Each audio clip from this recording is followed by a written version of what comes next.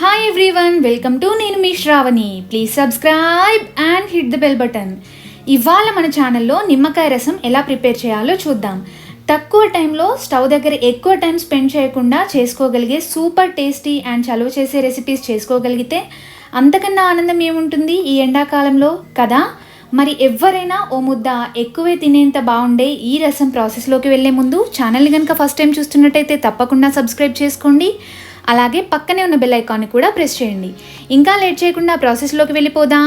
Let's start. దీనికోసం ముందుగా ఓ గిన్నెలోకి పెద్ద సైజు టమాటా చిన్న చిన్న ముక్కలుగా కట్ చేసి వేసుకోవాలి.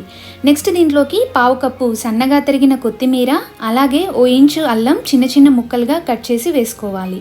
అలాగే కాస్త కరివేపాకు, నెక్స్ట్ రుచికి సరిపడా పచ్చిమిర్చి మధ్యలోకి కట్ చేసుకుని వేసుకోవాలి.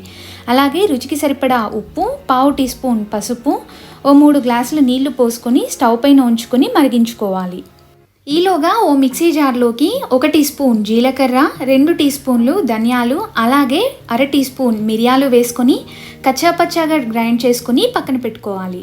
చూడండి, రసం మరగడం స్టార్ట్ అయిపోయింది. ఇలా రసాన్ని 8 నుండి 10 నిమిషాల పాటు మీడియం టు హై ఫ్లేమ్లో ఉంచుకొని మరిగించుకుంటే మనం వేసుకున్న ఫ్లేవర్స్ అన్నీ రసంలోకి చక్కగా దిగుతాయి, టమాటాలు కూడా చక్కగా ఉడుకుతాయి. 10 నిమిషాలు మరిగించుకున్నాక 1/2 కప్పు ఉప్పు పసుపు వేసి మెత్తగా ఉడికించి స్మూత్గా మ్యాష్ చేసిన కందిపప్పు వేసి మరొక 3 నిమిషాలు మధ్య మధ్యలో కలుపుకుంటూ ఉడికించుకోవాలి.